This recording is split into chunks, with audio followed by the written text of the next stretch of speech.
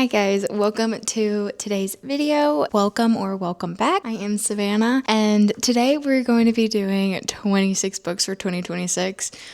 I know, it's April, but it's never too late. I wanted to do this because I wanted to see all of the books I was excited for the year of 2026. So we're going to go through all of my TBR, you would say, for 2026. All of the books I want to read. Now, since it is April already, I have read some of these books and I'll put my thoughts on them and all of that good stuff. So let's get into it.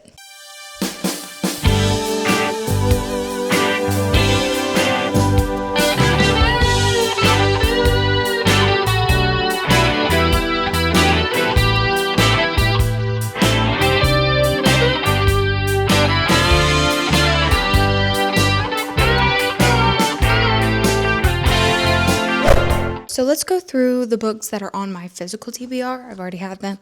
I might have read them. I might not have. Let's just go through it. The first book that I tried to read was Alchemized. I had to DNF that book. I actually put it in my work library. I didn't want to read it anymore. It was so long and I didn't get it, and I was listening to it on audiobook, so that might have been why it was not successful for me, but I couldn't get into it. And I'm really sad about it because one of my best friends, she loves that book, and I wish I could have finished it for her, but I'm trying to get better with DNFing books, not finishing series if I don't like the first one. It's a hard lesson to learn, but it was my first book of the year of 2026, and it was brutal. So it kind of put me in a book slump because it was so difficult for me to read, and then I never got into it. It was a hard way to start the year of 2026 for my reading, so I DNF'd that. My first book of 2026 did not do great. The second one I still haven't read. I just got the audiobook on Libby, is Shady Hollow by Juno Black. It's kind of like a true crime thing. So it's different animals and one of the animals has been murdered and stuff like that. So it seems like a cute little cozy true crime, but I don't know. We'll see about it. It's a pretty short book. The audiobook is about 6 hours, so we'll see how this goes. My next book that I finished, and it was my first book that I truly did finish for the year of 2026, was Book Lovers by Emily Henry. This was the last book that I needed to read to finish all of the Emily Henry books, and I did that. I thought it was so adorable. I started it on January 23rd and finished it January 28th of this year, and I gave it a 4 stars on Goodreads. I don't give any books a 2 or below. Usually if I finish it, I just give it a 3 because the author worked hard on it and I enjoyed it enough to finish it, so it has to be a 3. If I'm really into it and I want to keep reading it, it just makes me want to keep coming back to it. It comes a 4. I really don't give a lot of books 5, so it's really 3 to 4. So I gave this one a 4 star. I really liked it. I thought it was really cute. I liked the small town that she went to. I liked that she was the New Yorker and she wanted to stay in New York. She didn't want to move out into a small city, all of that stuff. So I thought it was very adorable. I don't think it's the best Emily Henry book I've read, but it was definitely a very good one. She never disappoints with that. The next book that is on my books to read for 2026 is Soul Searching by Lila Sage. I have already read this one. I thought it was really cute. I really liked the cover. I think she does a phenomenal job on all of her covers. I think the Done and Dusted, the Rebel Blue Ranch series was so cute and so pretty. I gave this one a 3. I think I felt a little rushed at the end. And then also I didn't realize that when I was reading this, this is just the first book of the Sweetwater Peak series, and so her sister is coming out with another book called Free Falling. So I just really liked it, and I really liked the paranormal aspect of it too. I thought it was really cool that she could see ghosts and speak to them and all of that good stuff. I thought that was really cool. I actually liked the ghost a little bit more sometimes than the actual love story. I wished we had more background, and I wish she talked to the ghosts a little bit more. Their stories were very, very interesting and cool, and I liked how it went for those, and I'm excited for the next book, for Free Falling, kind of develop those stories a little bit more. And Free Falling is one of the books on my books to read for 2026. It comes out later this year, so I'm excited for that. Again, these books were supposed to be, I should have made this video in January, but I didn't. I'm making them now. So we're going to go through all of the books that I've already read and then move on to the books I'm excited to read for the rest of 2026. Another book I've already read is The 7-Year Slip by Ashley Poston. This is my first book by her. Loved it. I thought it was so adorable. I love the magical realism. I need to get more into this type of genre, the magical realism, because I just loved it. I love that it made sense, and I loved that I love the characters. I really enjoyed most of the story. I would love it if this was a second book, like there was added on with another couple that could do the same thing. I really enjoyed it, and I love the cover. I think it's very adorable. I like that the magic wasn't explained, it just was, and I really enjoyed that. Another book for 26 books for 2026 that I have already read is In the Likely Event by Rebecca Yarros. She has some wonderful contemporary romance books. This one was very action-packed. I think it was the most action-packed almost out of all of her other books that were like standalones. This one was very good in a sense that I like the dual timelines. I like going back and forth, all of that stuff. I thought it was well paced. One thing Rebecca Yarros does that I really love is that she just has moments where when you're at the end, you're like, oh, that's what that meant. It was different, but it still made sense when you were reading it.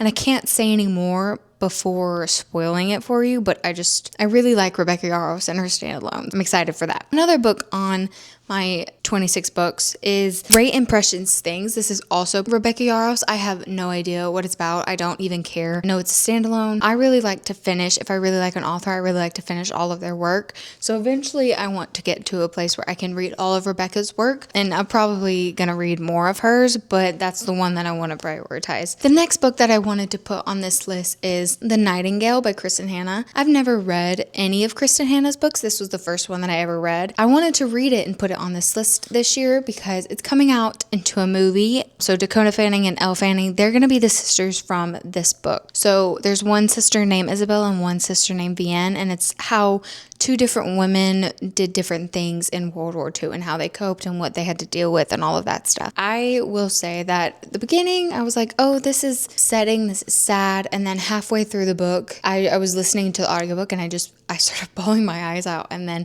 it just really made me feel very quickly for the characters. And I don't know what happened. The moment that I started so distraught for the characters made me really enjoy it more. So I am wanting to read more of Kristen Hanna's books. I will know that I will have to be in the mood for it because this was heavy.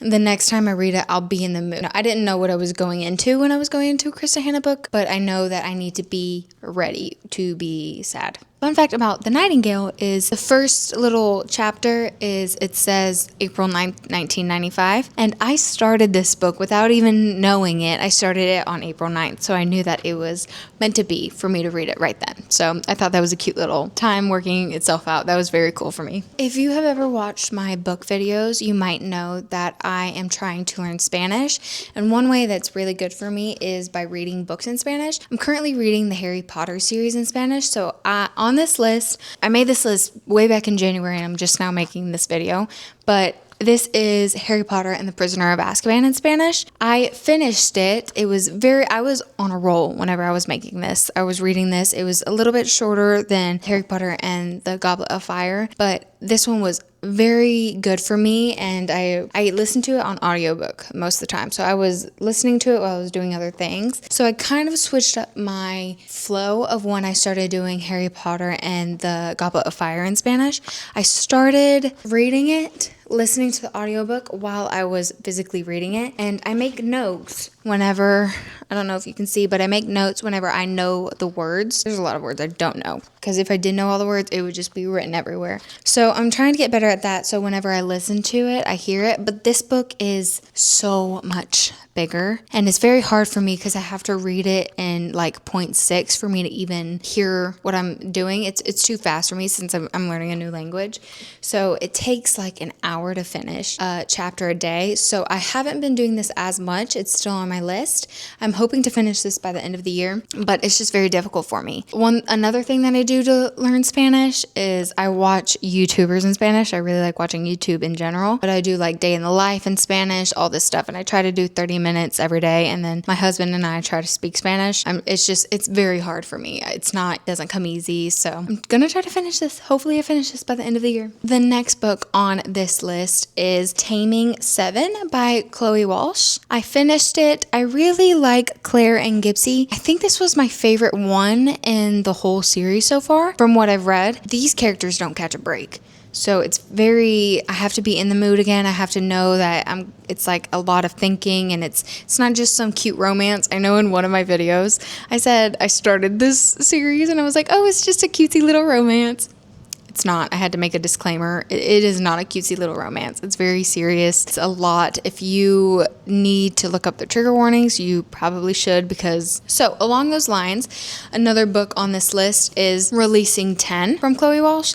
I honestly haven't started this book yet because I am not a huge fan of Lizzie. She is very mean to Gypsy. She's always been mean to Gypsy. I understand where she's coming from. I kind of get it, but he's not the bad guy. And he never was, and I don't think he ever will be. Her, and she has misplaced her anger where it shouldn't have been, and she says the meanest things, and so I'm not ready to read it and change my view on her because of some of the things she's done. And yeah, I'm not a huge fan of her yet. I'll probably really like her once I get to know her backstory and stuff, but everything I've read from her in the other books, she's just, in my opinion, she's a bully. I think she's really mean to Gypsy. So I'm going to hold off on this, but I hope to finish this by the end of the year. Another book that has been recommended to me, and I'm currently in the middle of reading it, is 1 Second After by William Forstchen.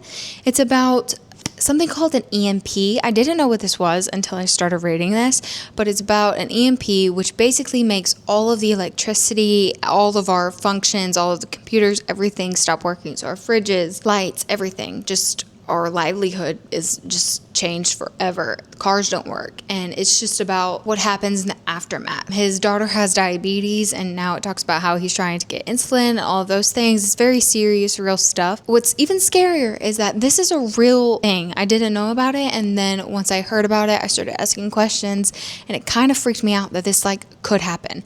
And I just read The Nightingale right before. I was reading about a war that happened in the past, and then this could be like a future war, which is just insane. This could actually happen. There is technology that could actually do this. So that's crazy to me. That's really freaky. Another book on this list that I have already read is Just Friends by Haley Pham.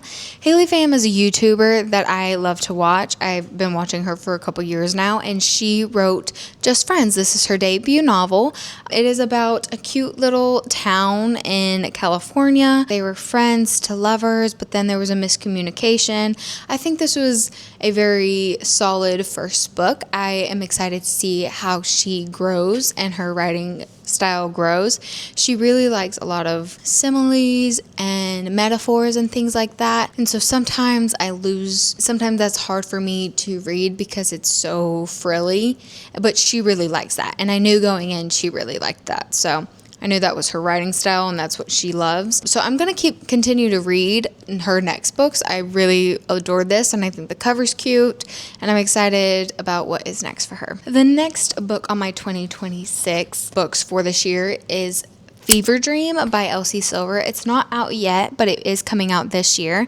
No idea what it's about. I really don't care. It's Elsie Silver. I've read all of her books so far, and I think they're adorable, so I'm just going to continue to get her things. I really think they're cute. Another book that's not out, but I will be buying it, I'll be pre-ordering it, is ACOTAR 6. Sarah J. Maas went on a podcast, and she said she's going to be doing ACOTAR 6 this year, and then ACOTAR 7 in January. It's like a 3-month break or something like that.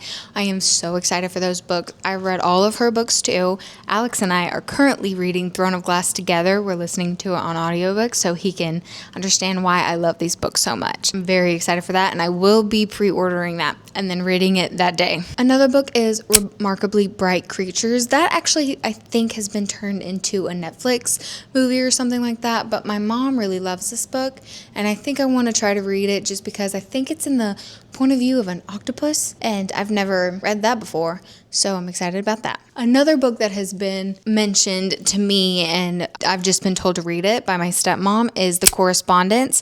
I think it's a book through letters in somebody's life, and you just go through life through these letters, and I think that's a really cool concept. So that is one on my TBR for this year. Okay, the next couple are going to be Jessa Hastings books. I've never read Jessa Hastings, but I really, really want to. I think she is very popular, but I think they are kind of intense books.